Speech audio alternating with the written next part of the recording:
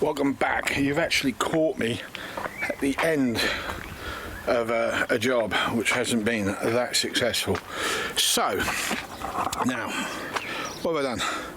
The air horns. They're supposed to be triple train. They don't sound anything like a triple train horn.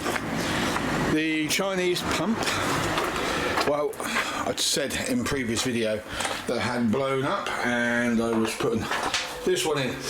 This one is brilliant to a point. For pumping tyres up, excellent. For anything else, not so great, and it's this.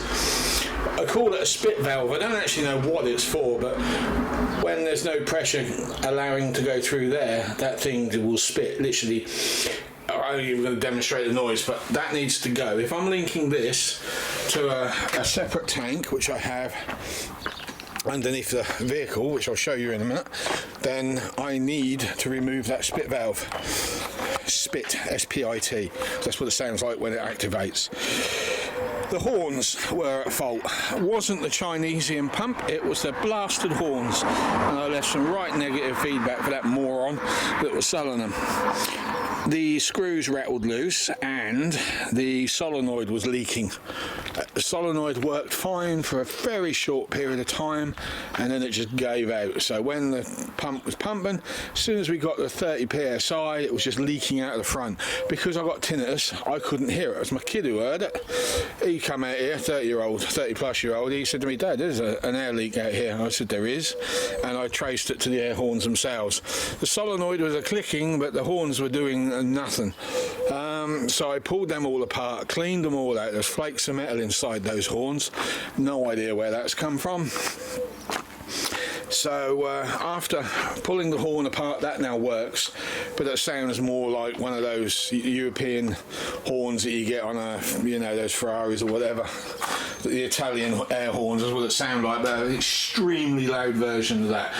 We will do something about that at a later date. Anyway, this one is staying. I have put that cable on. I am not happy with it because I've got that rubbish over there and it's just nasty. Somehow I've got to get my hands on another cable that can run from the front to the back. None of it is suitable the way I've got it set up at the moment. Somebody made a remark today actually about this.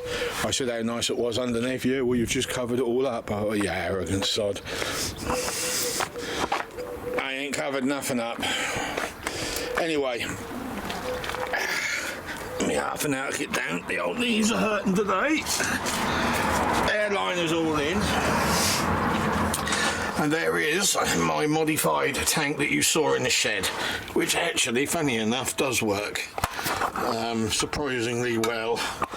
So what have I done to this? Well, we've added, we've not subtracted, we've added. We have a cheap blow-off valve, which I've got a set as yet. We've got a switch-off valve here for the electrics, two plumb points for the blue lines, which you see here. But because we're going Chinesium on the horns, I've decided just to temporarily leave that coupled up for the moment. What I'm planning on doing is taking that part of the hose system possibly and going through the bottom of the floor. I might even attempt this one, actually thinking about it, here, which goes to the front. So we'll cut the cable ties, we'll drill a hole somewhere, we'll put a rubber grommet in, and we'll go through the floor. And the reason for that, because we're going to bypass this tank for the moment. Bear with me.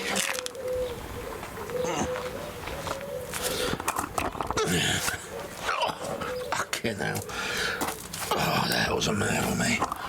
Oh, because behind this here seat,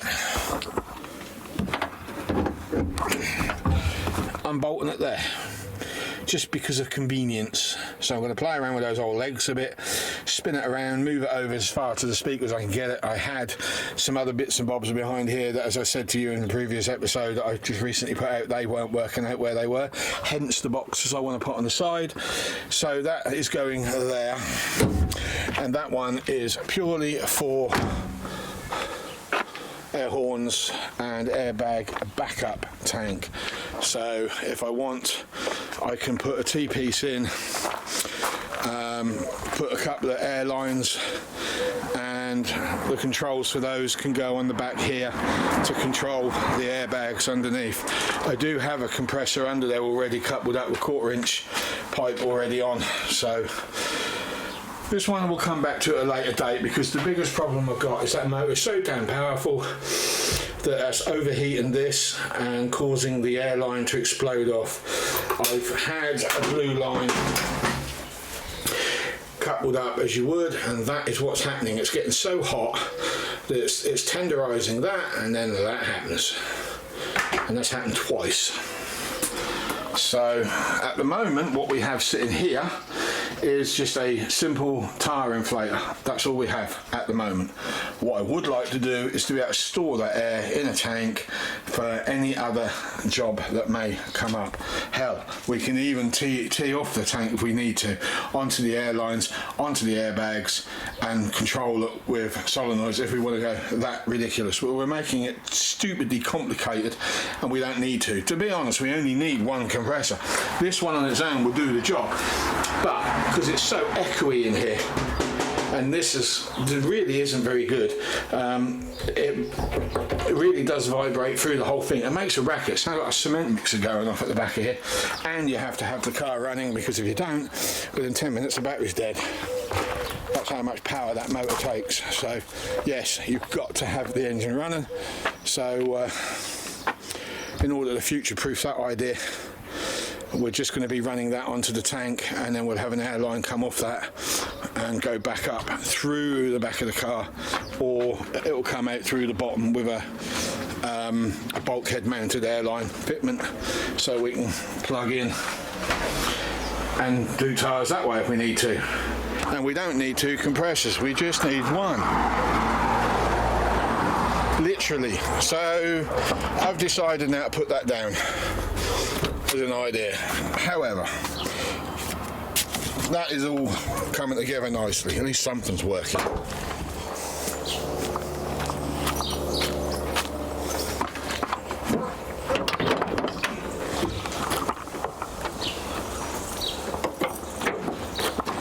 So I've already started the wiring. I've got the fuse box that I ordered mounted. I put a few trip fuses in. I'm going to get rid of the others when I can find some high amp ones. So that one is master for the winch, which is obviously under there. So now we have the ability to turn power off to that. So if a button does accidentally turn on the remotes, it won't activate. And then we've got another one which is powering the compressor in the back up behind the seat, and we've got another one to switch those off, because one thing that was a nuisance at the MOT was when you put the side lamps on, they come on. They're not meant to, but I haven't been able to figure out why, because you've only got 3 wires, and that was, anyway, that's what was happening. So I've now got a master on that, so regular driving, if I want my high beam spot lamps, which is what they're for, high beam only, I've got them. There is another set of lights going on here eventually, but they are actually proper Land Rover headlights, which are in a Volkswagen Beetle dome. So we'll deal with that as and when the time comes. We've got to take the bumper off, because as you can see, it's arced at the bottom on the tray. The wiring is all squashed up against the radiator. This fan here, which is my air conditioning fan, it's all crunching that up. So we've got to put a reinforcement bar under there, straighten it out, put a reinforcement bar under there, and then we can wallop it back on again. But believe me, it was a nightmare getting it on. The air horns, they're junk. I've already left negative feedback to the seller for that, because they are that crap. They can't take high air pressure. I'd have been better off just putting a remote pump on that, to be honest, instead of an air compressor. And that still may happen as yet. I might buy another set and just run it on a separate compressor. That I'm thinking of removing from the back, because I don't like it there. The motor is off a hydraulic unit, and that can take the weather. This is not capable of taking the weather. I don't think it is. But we've got those tubes there, side step tubes, and I was sort of debating about welding them on.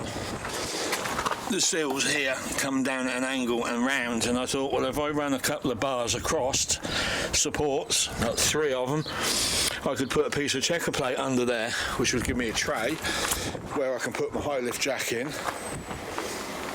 and a shovel, digging myself out, and then I could probably fit that compressor in sideways and then build a checker plate box around it to hide it, just so I don't get all mucked up from weather.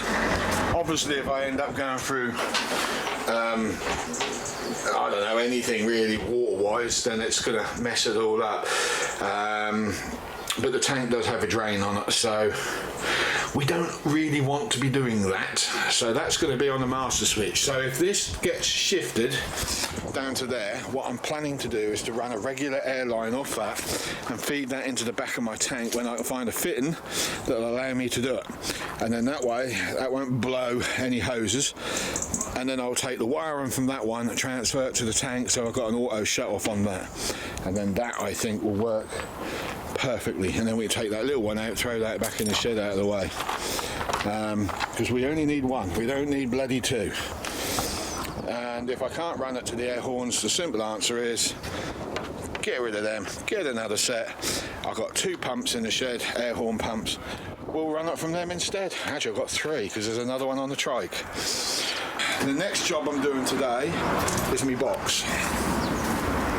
This one's going to be expensive, and yeah, there's another job I can't finish because I don't have everything.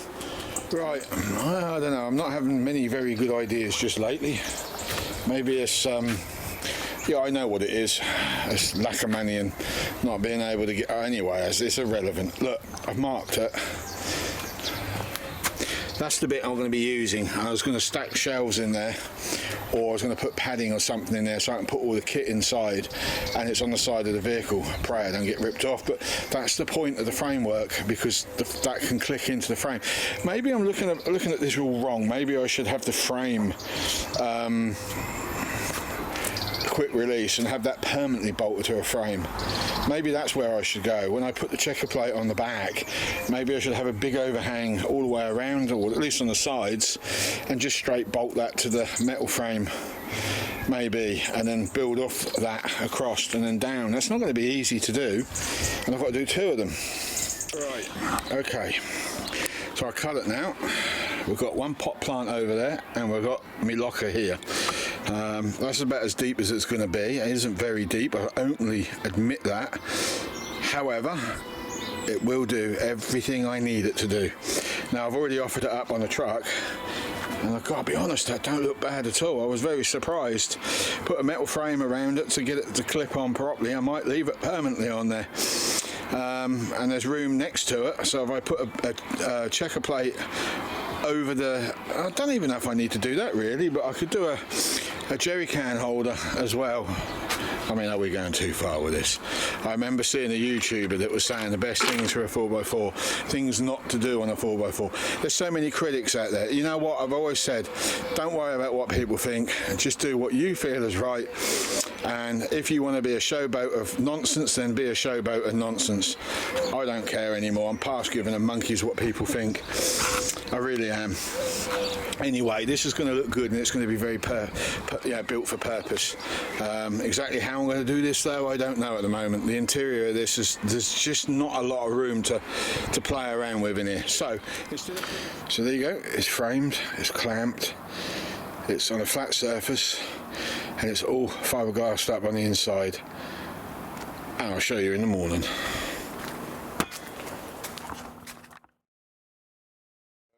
Daylight, are you ready for this? I'm really pleased with this. I've just trimmed it all up. So that's the back. I was debating about putting some sealant around that gap, but I don't know. Probably just fill in some of those holes that the resin didn't quite make.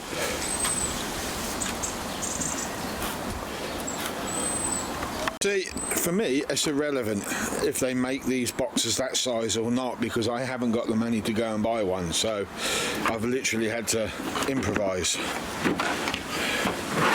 And there's the interior. So it's locked in. Originally, I was cursing these plastic pieces, but because I've now glassed around them, that's locked in. So when I put the bolts through to attach the metalwork, that ain't budging at all. Yeah, I'm pleased with that. I am expecting this to separate because it's plastic and fiberglass. I guarantee it will. So what I may do is run a sequence of rivets all the way around just to tart it up a bit, maybe not, I don't know yet. We could put a piece of checker plate around it to give it a more commercially off-roady look, but again, don't need to. At the moment I don't anyway. If I was to rivet that all up, I think the best way to do it is to put a series of washers inside and then pop rivet to the washers, so the washers take the load and that'll hold that all in. So I think we might have a bit of separation there possibly, I'm not sure, but it don't matter. I just got to sand the inside out a little bit, and then I've just got to get some paint in there of some description. I mean, I could buy a 10 quid can of bed liner and just coat it in that. That would work.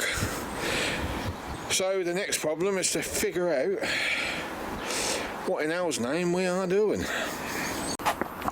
Okay, so we're on the second one. We've got all the stuff that I want to carry off-road going in both those that was behind the seats. But in here, because I'm not taking this is just too big. It's a brilliant piece of kit for what it is, but it's just too big.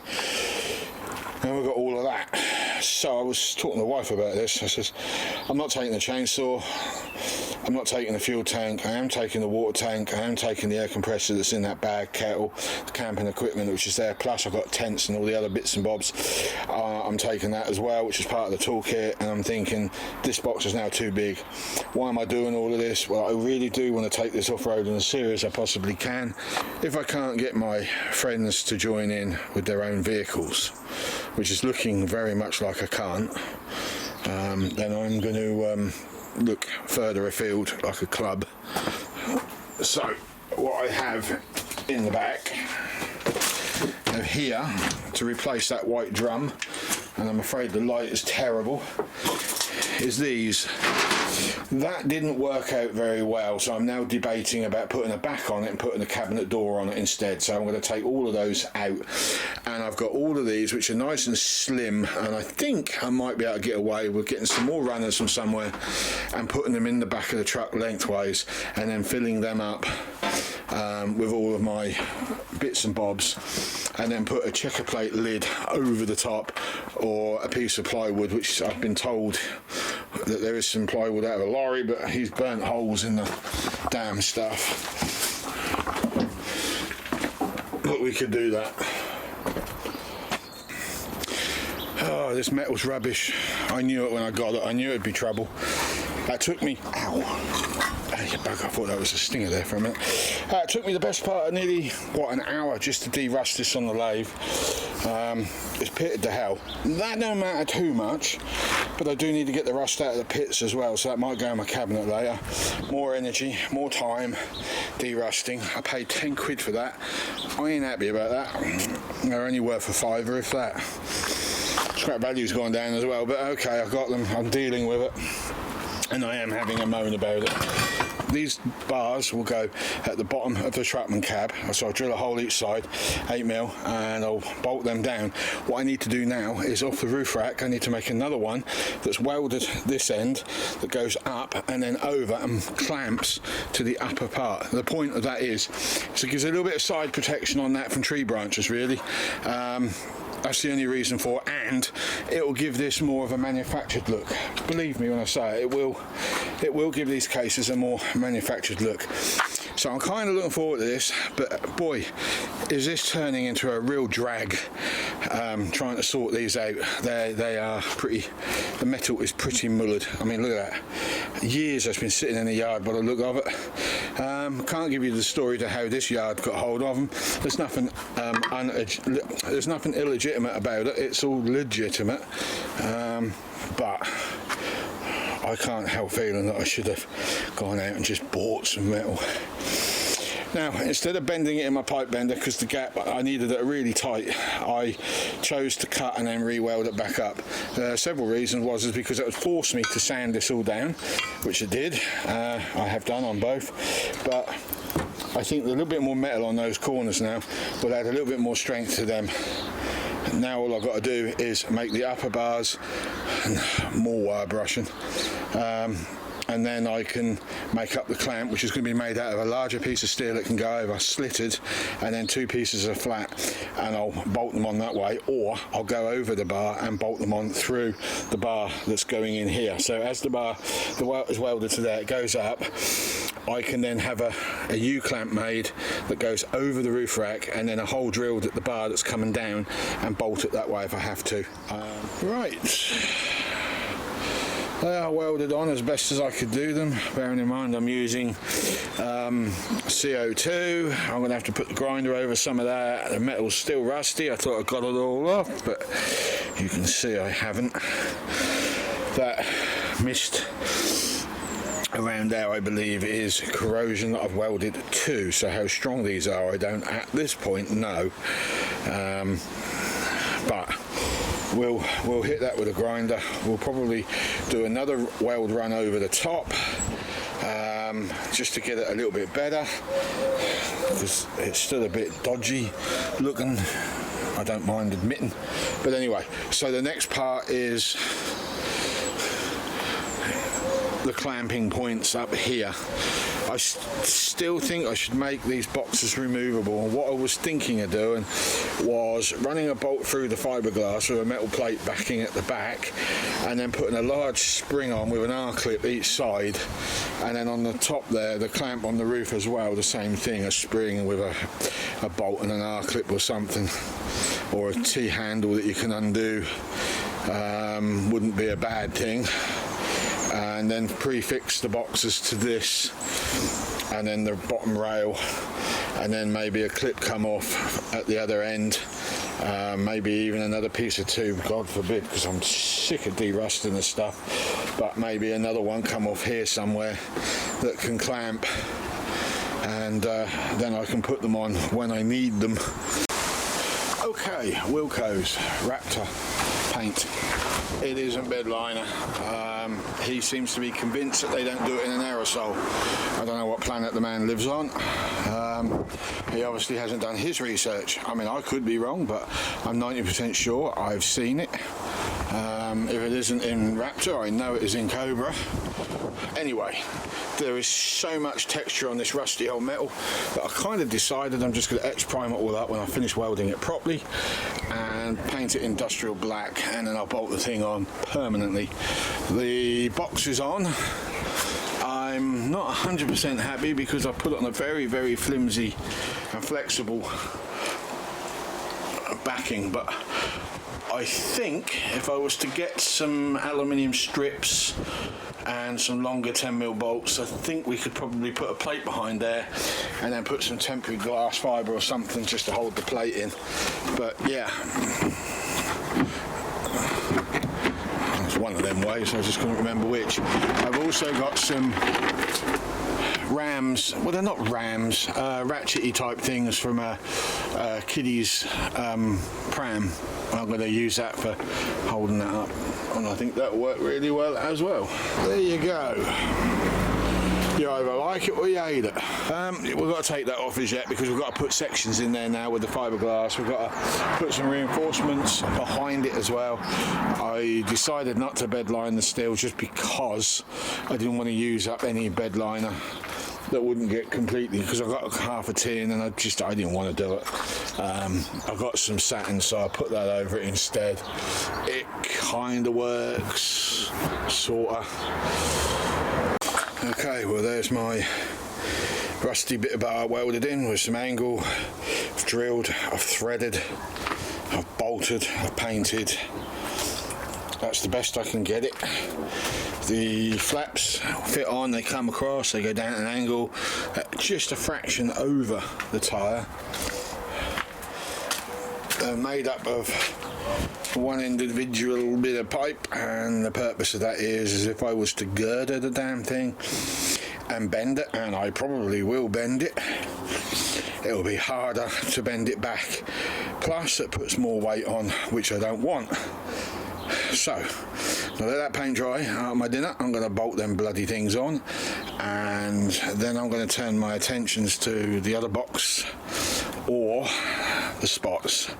But I think the spots are going to need a little bit more time than what I actually have today. Come to the conclusion I can fit everything I need to fit in there, and I don't need a second one. The mud flap bar is done. I did put the mud flaps on, look utterly ridiculous, so I'm going to come up with something else on that. This bar here that I put on, this is all going to come off. I'm going to cut this one off here, but I'm going to leave that. I'm going to run the bar from here to there, from here to there. High lift jack is going to go on the side. I'm going to get some sand mats as well and put them on there. They're going to be held on with padlocks.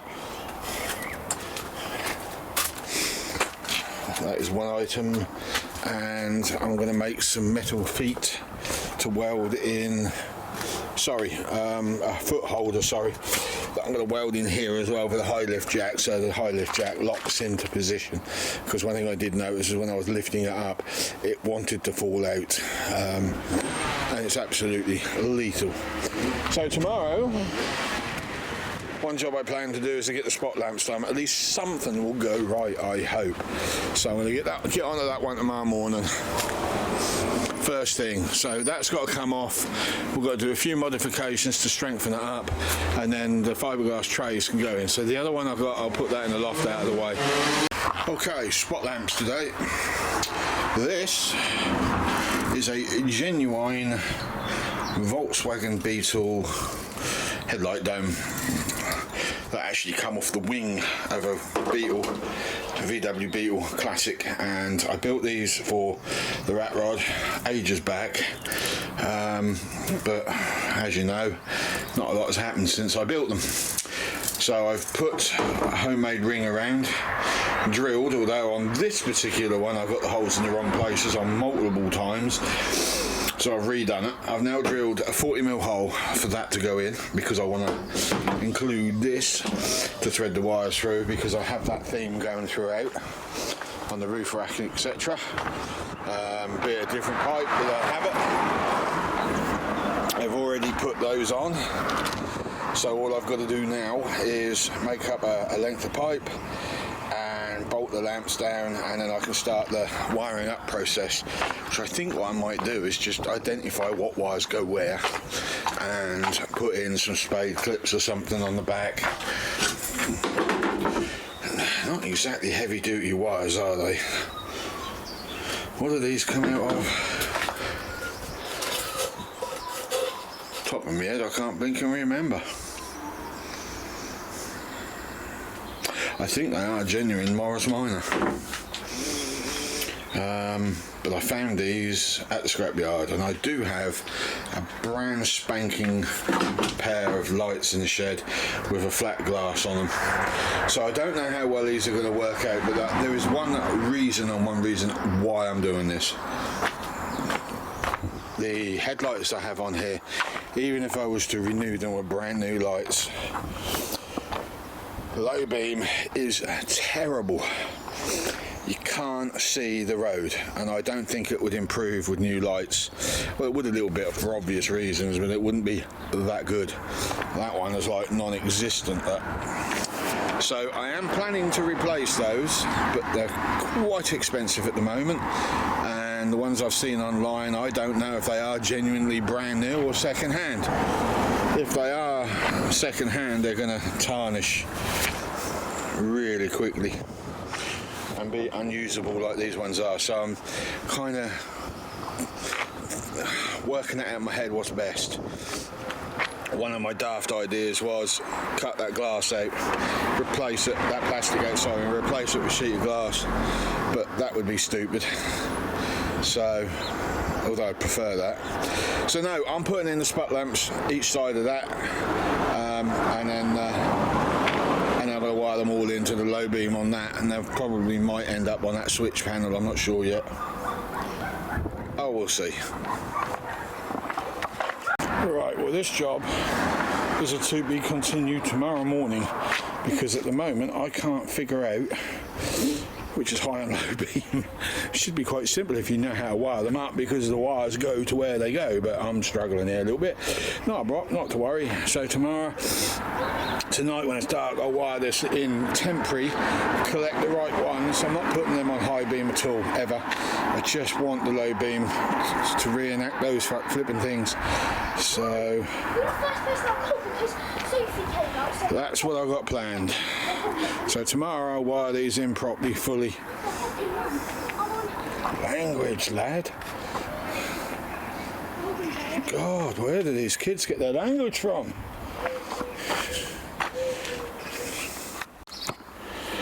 Right, good morning. I couldn't do anything yesterday because we had Ipswich Borough Council fixing a rear step and it needed to be dealt with, so all that noise, I couldn't really do nothing. But late last night I did get these wired in, finally. They are now fully working, low beam extension. I mean, they're pretty good. I'm pleased with those. Very vulnerable where they are, but I am pleased with them. I do have in the shed somewhere some rear Land Rover guards. I might be able to modify those guards a little bit to protect them from tree branches, I suppose, but we'll see what comes of it. They're rear light ones, big chunky bar things they are, if I remember rightly. Or are they? No, they're not. They're the front ones. They're the square mesh ones. Anyway, irrelevant. I've ordered some mud flaps for that, so that would make that look. Oh, God Almighty! I have ordered some mud flaps, so that should look a lot better when they turn up. And all I've got left to do in the back is clean up. But what I am doing today is the box. I'm not happy with these. And my mate's already started laughing at it, and I really don't care really. He's into low rider cars and he's not really done much off-roading, so he doesn't particularly know. And some of you that do off-roading are probably still thinking as well, why the hell have you done that? Well, because I want to keep everything clear in the back as much as I can, so I can put all my camping rubbish in there. So this box here is just going to contain all my emergency off-roady stuff, like my controllers for the winch and some tree savers and a couple of strops, and you name it, that'll have it, you know. So that is what that's about. But what I am going to do, because I'm concerned about theft, is the bar on this side, which is now coming off, and all will be explained, because I'm not putting a box on this side. I'm not even cutting holes in the plastic fiberglass, so that's going to get unbolted from there, cut from there, but I'm going to leave that where it is, and I'm bringing that bar around to this side, and it's going to get welded onto here and bolted onto there. So I've got two, and then what I want to do is weld a bar across the bottom, and I've got some so what I am actually doing today, what I'm doing now rather, is I've got this. It's a shame I did this actually, because I love my military stuff, but it was an old webbing belt from the 80s. I remember them because I had one myself when I was in the army.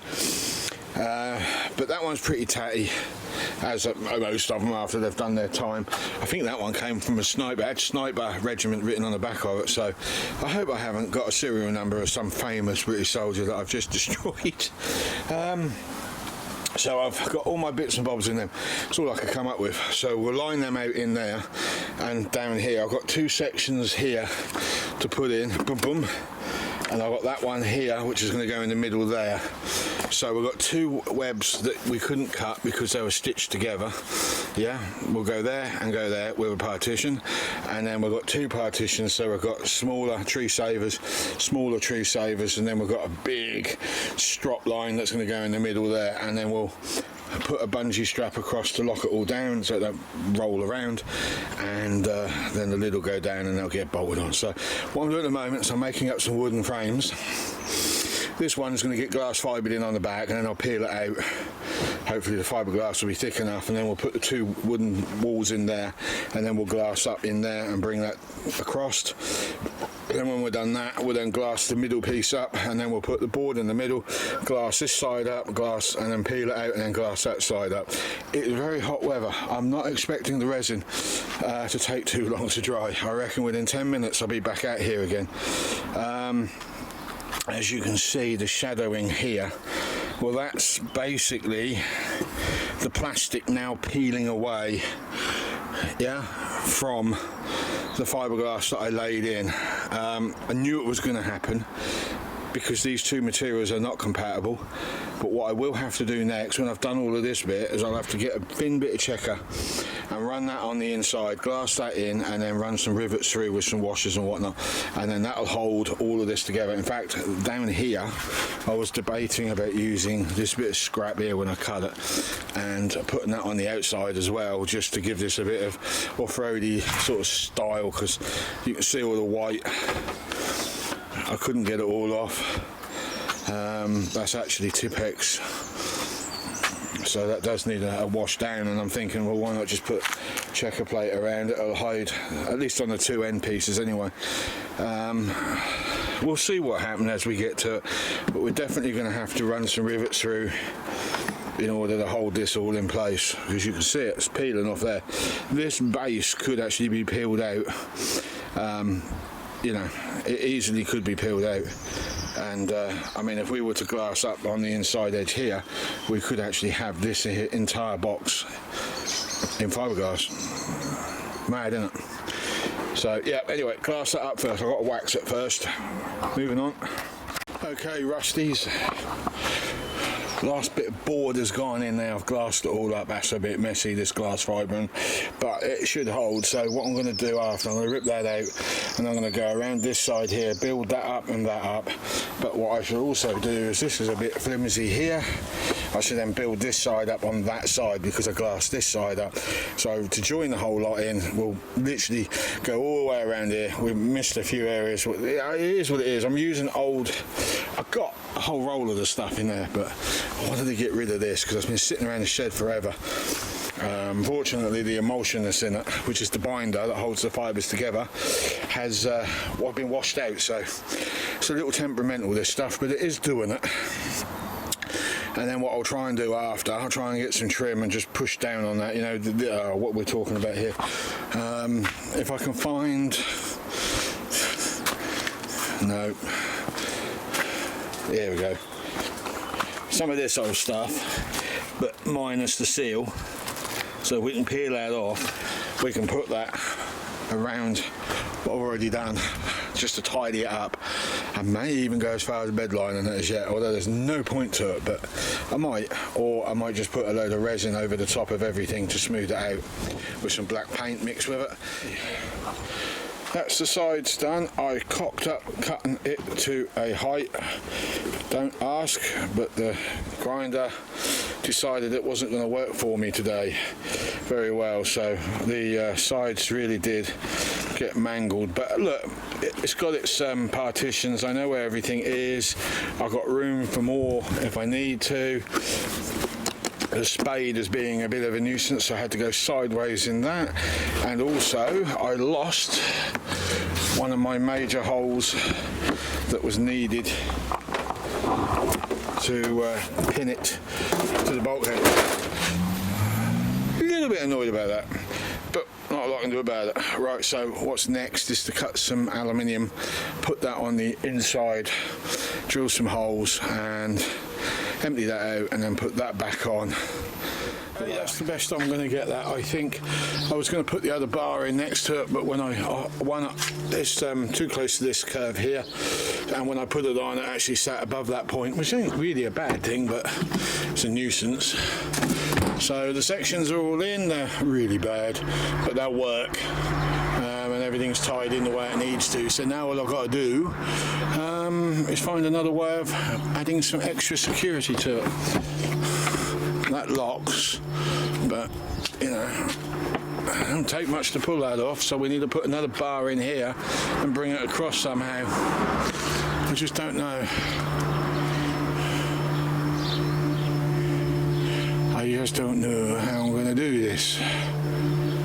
JBX, what does that mean? I'll tell you what, MUDFLAPS should be in tomorrow. We can get them on, and tomorrow I'll have a look, seeing if there is a way of doing something. Yeah, good morning. Well, actually it's afternoon. I'm trying to get all the jobs done before I do my final upload on the repairs, you see. So There's a lot of footage, it's going to be a long video, it's going to bore the crap out of some of you, but it's going to fascinate others with what I'm doing. I'll explain at the end why. Funny old... Anyway, look, the mats have come in. I was just looking around seeing what I got. The mats have come in. I've got 2 items left, and that's 2 sand mats, plastic sand mats. So I'm getting the framework done for this, but the mats are heavier than I anticipated. A fair old a bit of weight there, and even though I'm bolting them on like that so they fold outwards, that bar ain't going to be strong enough. So I'm going to probably add another piece of tubing here and weld it in down here somewhere, but no further. So I'll probably put a piece of angle across here welded in, and then I'll butt join it up against the angle on both sides. That will give me somewhere to put more lights if I want to at a later date as well. But what I do need to do is I need to extend this out to here, this angle here, because I'm now going to put a fresh load of screw holes in the top. But here's my biggest issue. Look at the patheticness of these holes. They've given you little tiny screws that just ain't going to last 5 minutes, even if I was to hang it normally like that. To be honest, it wouldn't last long, so I've got to cut a piece of metal to go across the top so I can cap that off. I reckon that'll be angled again, cleaned up, and I'll fold that behind and over the top. So yeah, we'll put that on.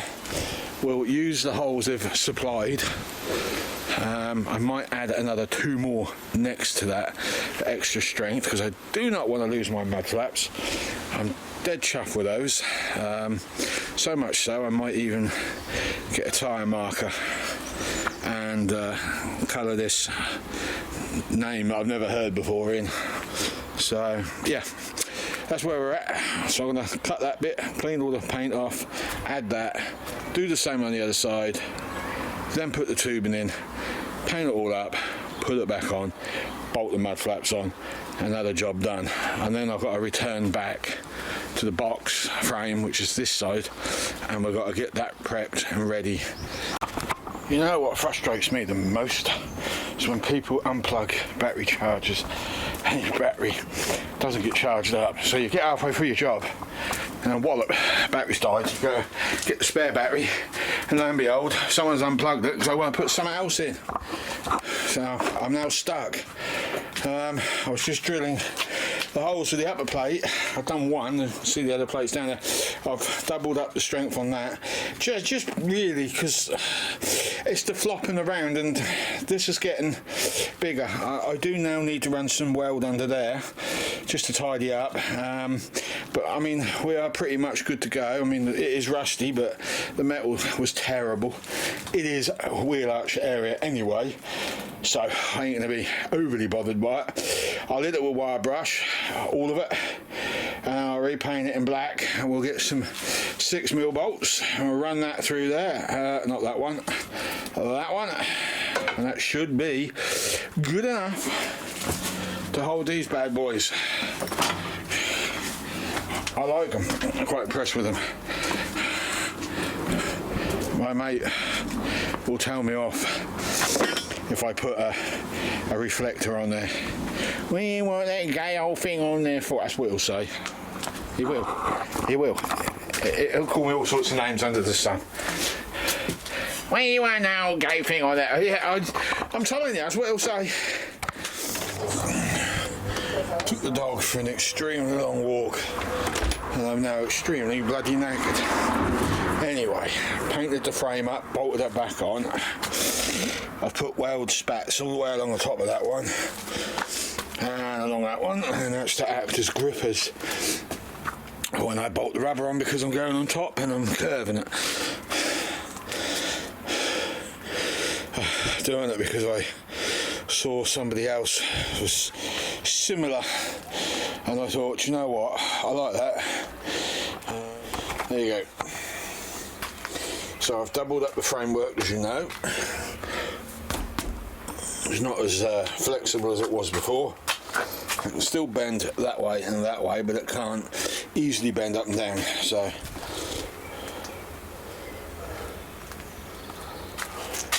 quite pleased with that.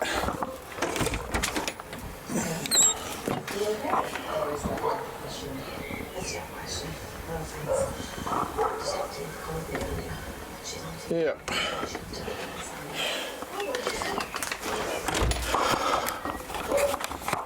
Well, we're cracking through them. I've got to redo the air compressors. So next week, hopefully, I'm not promising nothing at this point because I don't know what's going on. But we're going to try and get these steps sorted out once and for all. Rock slider steps, if we can. I reckon the mats will come in tomorrow, the sand mats, they're plastic things. So we'll get the rail and rack done tomorrow for that. That'll be the next video.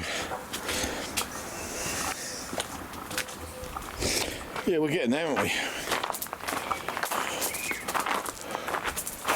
I've seen another sensor touch switch panel which you can operate on your mobile phone, and I'm thinking about getting that one at a later date because I think that would be a better one because I can operate everything from inside the camper.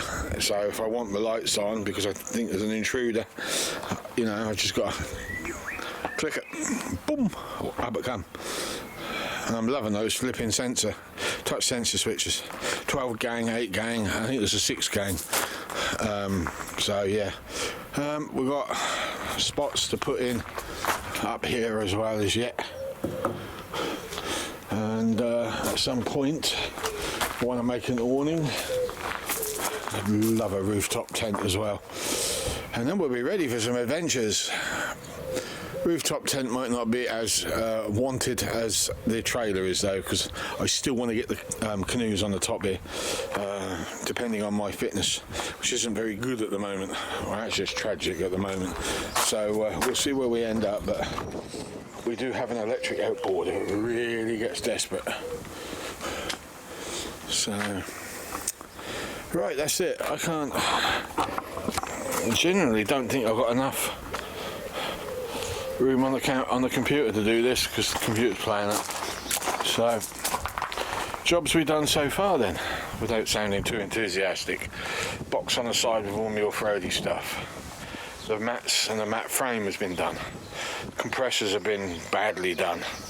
The sensor touch switch box has been put in, and I've had a terrifying ride in the car. I'd say we're done quite well. Right, so next week I will see you then. Thanks for tuning in. Thank you for the effort put into pressing the like button. I appreciate that a lot. I genuinely do. YouTube are changing their rules again. I don't know how long I'm going to be able to keep this channel going. If I get a few strikes, copyright strikes we're referring to, it's no longer down to YouTube to get rid of the strikes. It's now down to the individual that is claiming the copyright. Sometimes it's not always as easy and clear as some people think, like with music and stuff. Even YouTube offers music, and the people that run the music that they make, which isn't the greatest to be honest, do make insistence about having their names put up on your channel when you use their music, and I never do that. Never do it. So yeah, if I get 3 strikes, I'm closing the channel if I can't get rid of them, if that hasn't already been closed for me. You don't always lose the channel on the 3rd strike. It's usually the discretion of YouTube, but it is getting harder and harder, and my views are low. I've made no real effort to push the channel. There's a lot of things I've since been looking into that I can do which would actually raise the profile, but I'm actually not allowed to earn any money on the channel because of where I live, so I was told, thanks to them people complaining. So that kind of does it really, doesn't it? So this big YouTube thing is now, well, apart from entertaining you, assuming you're liking it, seems rather pointless. So I'm just giving you a heads up that if I do get hit with copyright breachments and I get 3, I'll be gone, and I will not be fighting them, and I will not be getting the channel reinstated. We could be a long way from that happening, but it could happen. I've had a few strikes in the past, but YouTube are doing things way differently now. They are not getting involved in it. They are leaving it to the individuals who have the disputes. And if the individuals that are having the disputes won't remove the strikes, that's it, it's done. You got it for life, the strike. So, my apologies. Anyway, if I can find that footage, I'll bung that up in a minute. So I'll see you next week. Bye-bye. Oh, fuck! Jesus Christ! That's 60 mile an hour. Fucking hell, I nearly threw up. I joke not, that car was very fast. I have never been in anything as terrifying as that. When I had that 6-cylinder trike on the road with the turbo on it, that was quick. And I thought that was probably the quickest thing I'm ever likely to ride, let alone drive. And then I get inside that BMW. It was a 3 litre straight 6 M Sport, and the turbo on the car had a double vane system or something he was talking about. So basically it's like 2 turbos built into one, working as one. So as it spools up, the little turbo is pushing the car from standstill, and then when the pressure gets so far and it exhausts itself, there's a second part of that turbo which is building up pressure as it's driving, and then it just boosts and I'll tell you, the video doesn't do it any justice or whatsoever of what I went through. But when I got to the end, I was pouring with sweat. I wanted to throw up, and when I got back, it's like I couldn't get out of that car quick enough. This is the 3rd time he scared me in the car. The first time was with a Subaru he had, which had bad brakes. There was a short bit of road. We never broke any speed limits, but the road was short and we came to the end rapidly. The second time was in a Ford Focus, which was an ST. That thing was very lively. In fact, I like that car. I like that car a lot. And although that one didn't scare me, that was a great fun car, and I'd have gone back in that one again. And then he took me in this 3 litre diesel turbo M Sport. Never again. Never again. And the purpose behind that is everyone keeps telling me that when the Nissan engine is dead, that's phrase, it's at 200,000 miles, they were saying that the best engine to put in that would be the BMW 3 litre. It don't have to be an M Sport, but the 3 litre would push that. But what people don't realise is my engine bay is excessively small. I don't think I'm getting the 3 litre in it. I was looking more towards the Mercedes V6s if I was ever going to replace that engine. But I have to be honest, I do like the D40 diesel. There is one down the yard now as we speak. And I think that would be a better contender to make my life easier if I had to upgrade. But Nissan, it's a little expensive to buy parts for. German, the technology from the Germans is pretty damn good. British stuff like Rover V8, forget it, we ain't going down that road. Too juicy, not efficient enough. There's the Ford V6s again, not efficient enough, heavy old things. We're not going down that road. So if at any point I need to do an engine swap, we are now looking at a BMW 3 litre. If I can get the damn thing in, I need to find out if anyone has actually done that conversion, or the one I'm more happy with the idea with is a Mercedes V6. So there you go. You've just seen me absolutely terrified. That reaction was genuine reaction. I apologise for the swearing, but he took me off guard. I thought I was ready for that, but I was not. Whoosh, we were gone. Less than 100 metres, we hit 60 mile an hour, and then he pulled the brakes on, and we still had loads of road left. It was a country lane. It was a 60 mile an hour lane. You could see from one point to the other, so there was no danger involved in it, and no speed limits were broken. See you next week.